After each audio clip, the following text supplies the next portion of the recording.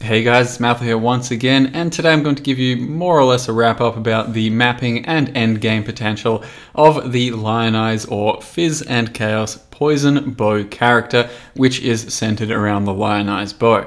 Now, you can see in these first few clips that the damage isn't too bad in the end game against, this is a red tier Elder, and then some Guardians and Shaper. When everything's fully ramped, when you have your Wither Totem down, you have pretty decent uptime with all of your charges and, you know, the availability of getting your damage down. I could almost even say it's specialized in some of these boss kills, because this Phoenix kill here, for example, is probably one of the easiest and most controlled Phoenixes I've had all league. There's really no danger to you if you're placing your Wither Totem in the right place and then running around a little bit in the right areas.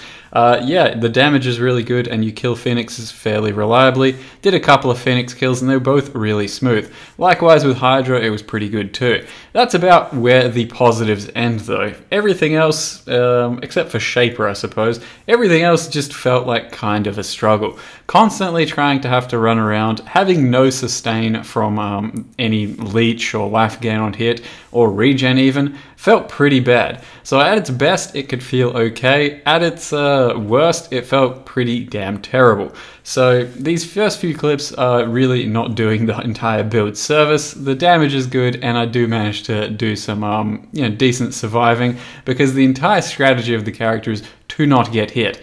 So in these examples, in these clips, I haven't yet got hit, and that's perfectly fine. And when you can not get hit, that is totally fine. Unfortunately, the game just isn't built like that anymore, and you simply will not be avoiding everything. You will be getting hit plenty to lots of different stuff, especially in red tier maps, especially in Elder influence stuff, and especially against abyssal zones and abyssal monsters and all that sort of shit. You get hit a lot, and recovering without, a good source of leech or huge life regen just felt terrible. So getting up to yellow tier maps, all the way up to say tier 10, I was pretty happy with this character. The damage was good, the playstyle felt good. Getting into red tier maps, that's when I really started to feel quite oppressed. Now, this is a small example of what it kind of looks like to constantly be taking damage, and I am almost always hitting my life flask very preemptively when I know I'm about to take damage. So it takes a certain amount of focus, concentration, and try-harding of mapping on this character to actually even perform it anywhere near a decent level. And a lot of these examples, they're just going to look fairly decent, because it really depends on what you're attacking. If there are no proximity bubbles, if there are no shitty abyssal monsters, then the build actually serves pretty damn well, and really it can be, a good build. It can be a good clear, it can have a decent playstyle. But when the going gets tough, by God, does it get tough. And I think I have an example in just a second of that, but there are plenty of examples, because just about every single abyssal crack in the ground on a hard map is really damn hard, because you cannot avoid all of the damage from those things, and when they hit super hard continuously, it ends up being extremely tough to recover from. Just not having leech, not having the ability to whirling blades or fortify or a huge amount of evasion or anything, since I've only got about 30-40%, basically just made it feel bad in the end. And it does leave me wondering, why play this over a Wasp Nest assassin like the one I made quite a few months ago as my first attempt of the nerfed poison characters. And overall, I just can't see a reason, except for if you like bows. There's really no other reason. The Wasp Nest character for poison should be a lot stronger. Maybe the Quill Rain versions with some Thief's Torment action are a lot stronger, but I don't know how they actually play. Maybe they have similar sorts of problems where they feel pretty good for boss killing and for certain boss fights, but feel bad for everything else. And maybe they just have too much ramp up time as well, because this build, another problem is it has quite a lot of ramp up time. That's not even a Viper Strike level of ramp, which is like 12 seconds.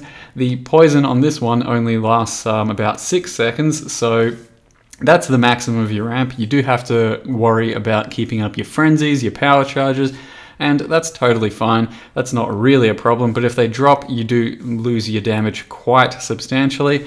but overall you just have to spend a fair amount of time trying to focus on getting your ramp up, and that's not a huge problem for tier 16 Guardians Shaper. It is kind of a problem when certain monsters are going to be spawning hard, fast, and attacking you a lot, and as well as that for Elder Guardians, I didn't have a very good time on those. Since you have to kill them 3 times over, by the time you ramp up your damage and your poison, a next phase comes along and all of a sudden, shit, you have to start ramping again, and I don't really have good sustain for them either.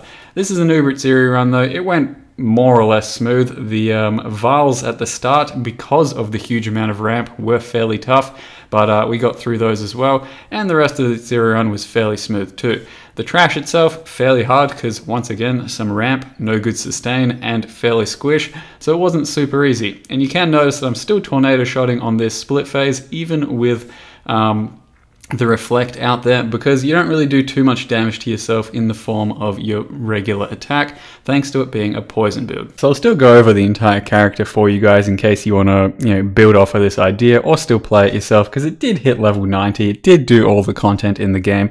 I didn't die that often, I did die, 20 times or something?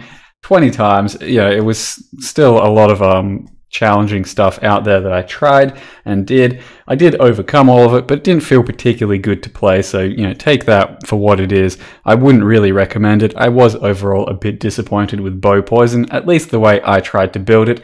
The highlight of my character was honestly the microtransaction setup I've got going here, and I actually want to go over that for you guys real quick. So I've basically never had like a fire themed chest or a reddish chest piece before, and the Infernal Body Armor was on sale pretty recently, so I bought that and built a little setup around that, which is Infernal Chest, Abyssal Imp Gloves, Redeemer Boots. These are basically, doesn't really matter too much.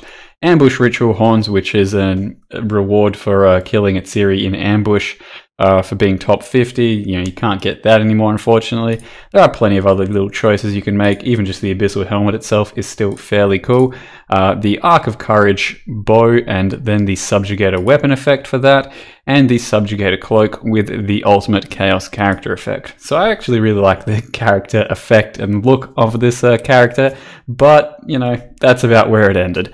I really would have much rather just play Wasp Nest again, and I definitely even may. It feels really good to play Wasp Nest as a character, and Poison itself is still really satisfying and really fun to do. Just the idea of hitting things and stacking poison and watching things degen without really having to do anything past a certain point. It's very satisfying, but on this one, it just felt a little too weird. Not enough sustain, not enough defense, too long of a ramp.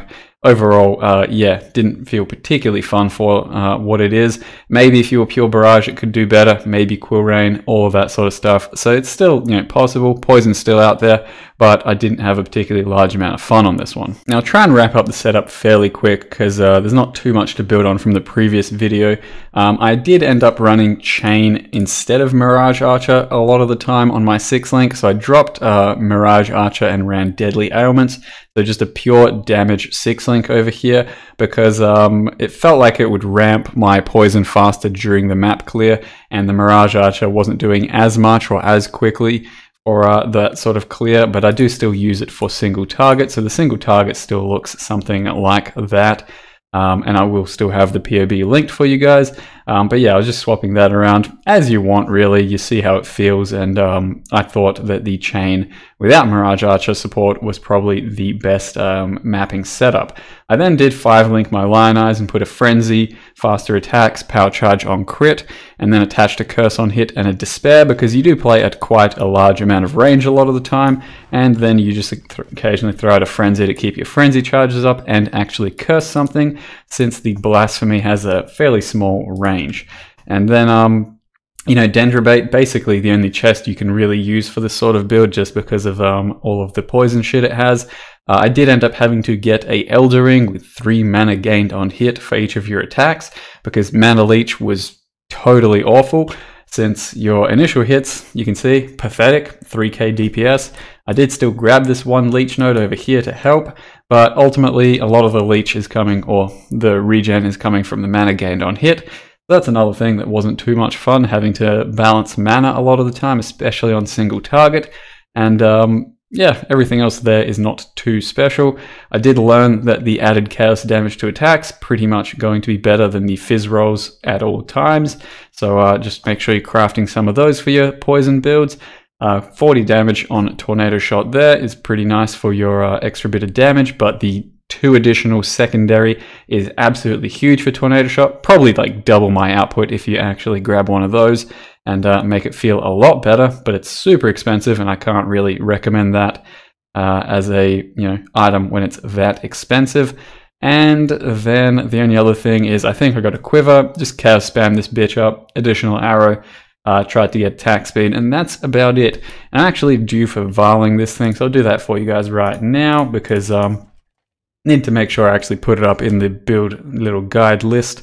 So if we get additional arrow, that'll be pretty sweet, and it's going to brick, I'm predicting. Yeah, nothing happens. Alright, well anyway, if you get the additional arrow, then you get 2 additional arrows that way, because the Shaper Quiver can get 1 arrow. If you get the 2, it's worth a lot. So that's why a lot of people have been going with these. Get an eye level 80 or higher Shaper Quiver, Chaos Spam, or just Alt Regal for additional arrow, and then they just vial it. If you get a second arrow, you're in big money, or pretty good for your build, depending if you're running Barrage, Tornado Shot, or whatever. So otherwise, I will just say Correlator's Signature, I think that worked out pretty well. It does kind of suck to not have it up sometimes. When it's not up, your poison damage is very much noticeably worse. So it's kind of good and bad. It's very best in slot and huge for your poison, but when it's down, it feels pretty bad, which wasn't too often, mind you. So if you're a Pathfinder with something like this, then probably works a lot better, but I think Pathfinder has a lot less damage than the Assassin variants of these builds. And lastly, for my Abyssal Jewels throughout the tree, I just went a bit of Flat Fizz and some life because I needed some life throughout the build. It's not really terribly important. They're just maybe, if you get the right ones, and particularly good ones, like let's say this one, they are marginally better than regular jewels for a build like this, but not too much better. You really want to be stacking the huge Flat Ellie or huge Flat Fizz with a Quill Rain if you're going to be doing high Abyssal Jewel type stacking. But otherwise, just a bit of Flat Fizz and attack speed. I will show you the path of building in the end. 300k per poison per arrow on Tornado Shot. Of course, Tornado Shot hits a lot more and then reverbs and has secondary arrows. And this is with a Mirage Archer as well. So if you factor it in without that as a pure 6-link, we're looking at about 480,000 damage per poison, fully ramped with all of the everything, ticked and buffed and all of that. So it's not bad. It's probably something like 2 million poison damage when fully ramped up.